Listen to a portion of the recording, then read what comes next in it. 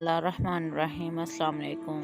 عورت کا صبر اور اس کا اجر۔ شادی کی پہلی رات میں نے گھونگھٹ اٹھانے سے پہلے اپنی پگ اس کے قدموں میں رکھتے ہوئے صاف الفاظ میں بتا دیا، مجھے معاف کر دو، میں حق زوجیت ادا کرنے سے بالکل قاصر ہوں، صرف اپنی والدہ اور بہنوں کی خوشی کی خاطر خود غرض بن گیا ہوں۔ اس نے وہ پگ میرے سر پر رکھتے ہوئے کہا، آپ جیسے بھی ہیں میرا سہاگ ہیں، میرا نصیب ہیں، مجھے اب آپ کے ساتھ ہی رہنا ہے۔ اس دن کے بعد اس اللہ کی بندی نے میرے ساتھ 30 سال گزارے، میرے گھر والوں کی ہر بات برداشت کی، بانجھ ہونے کے طعنے بھی سنے، مگر میرا پردہ رکھا۔ قبرستان میں قدم رکھتے ہی ایک مہک نے استقبال کیا۔ یہ خوشبو اس سے پہلے کبھی نہیں سونگھی تھی اور نہ محسوس کی تھی۔ میں ہر جمعہ کو صرف فجر کی نماز کے بعد اپنی والدہ صاحبہ کی قبر پر جاتا دعا مانگنے کے لیے اور وہاں سے ہی اپنے آفس چلا جاتا۔ ایک عرصہ ہو گیا تھا، مگر آج میں نے قبرستان میں ایک نئی خوشبو محسوس کی جو مجھے بے چین کر رہی تھی۔ یہ خوشبو کسی طرح سے بھی دنیاوی خوشبو نہیں لگ رہی تھی۔ بہرحال میں والد صاحب کی قبر پر پہنچا تو ان سے چند فاصلے پر ہی ایک نئی قبر بنی تھی۔ تازہ پھول اور چادر انداز لگانا مشکل ہو نہیں تھا کہ 2 یا 3 دن پہلے کی ہی ہے یہ قبر بنی ہے۔ والد صاحب کی قبر سے فارغ ہو کر جاتے ہوئے اس قبر پر دعا مانگنے کے لیے رک گیا۔ دعا کے دوران محسوس کیا خوشبو اس قبر سے ہی آ رہی ہے۔ کنفرم کرنے کے لیے قبر کی مٹی مٹھی میں بھری تو ایک دم کھٹک کر رہ گیا۔ قبر کی مٹی ٹھنڈی تھی جیسے نم ہو، جبکہ مٹی بالکل خشک تھی اور کمال حد تک ٹھنڈی تھی۔ بہرحال مٹی کو وہیں قبر پر پھینک دیا اور ہاتھ جوڑنے کے بعد چل پڑا۔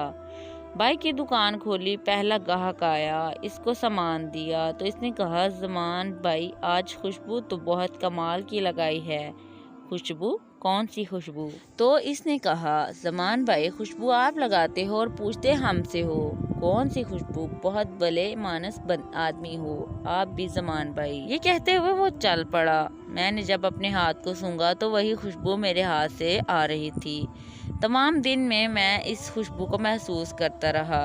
ہاتھ دھونے کے باوجود بھی میرا ہاتھ معطر رہا۔ اگلے دن ہفتے کو بھی میں نے جانا چاہتے ہوئے قبرستان چلا گیا۔ والد صاحب کی قبر پر دعا کرنے کے بعد اس قبر پر دعا کی، کس کی قبر ہے یہ؟ کون ہے جو اس قدر نیک ہے، جس کی قبر ٹھنڈی اور خوشبودار ہے؟ ایسا کون سا عمل کر دیا کہ اتنا بڑا انعام پا لیا؟ اس بات نے مجھے بے چین سا کر دیا۔ گورکن سے اس قبر کے متعلق پوچھا تو اس نے بتایا کہ خاتون کی قبر ہے۔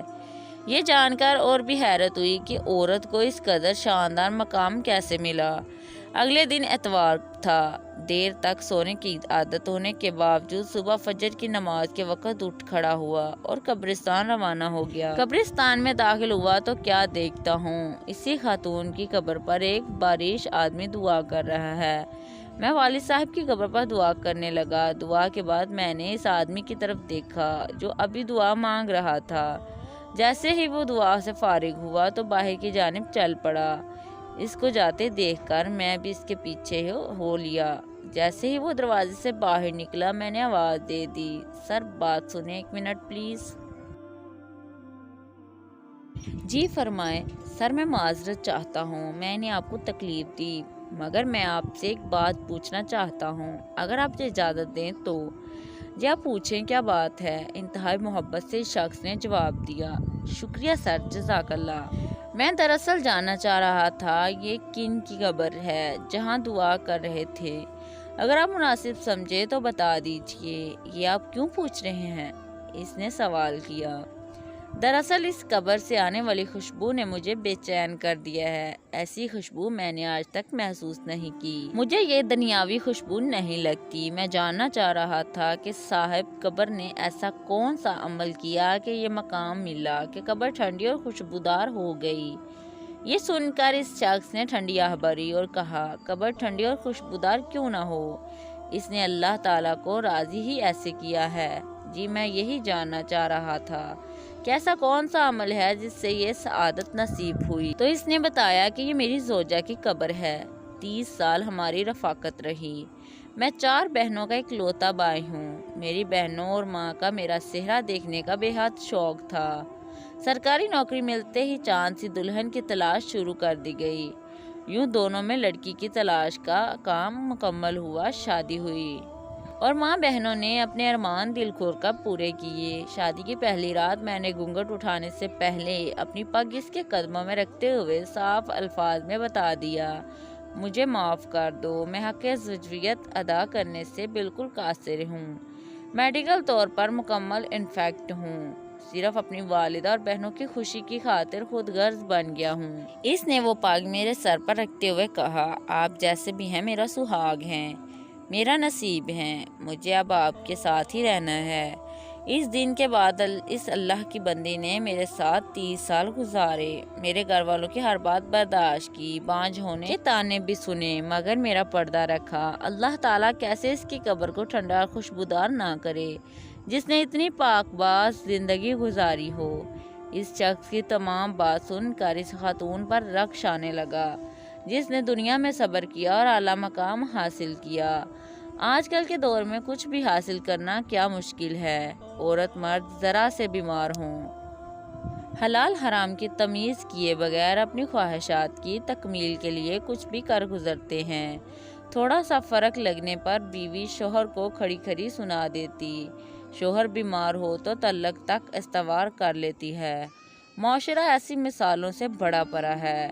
صبر کا دامن ہم نے چھوڑ دیا ہے، سارا کچھ صرف دنیا میں ہی لینا چاہتے ہیں، آخرت کی کوئی امید نہیں رکھتے۔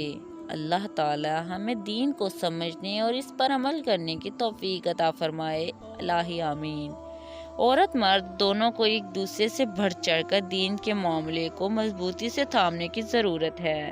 دوستو، اگر آپ کو ہماری ویڈیو اچھی لگے تو پلیز اسے لائک اور شیئر ضرور کیجیے گا، اور اس طرح کی مورل، اخلاقی اور سبق آموز کہانیاں سننے کے لیے ہمارے اس چینل کو ضرور سبسکرائب کر دیں اور بیل آئیکن کو دبا دیں تاکہ آنے والی تمام ویڈیوز سب سے پہلے آپ تک پہنچ سکیں۔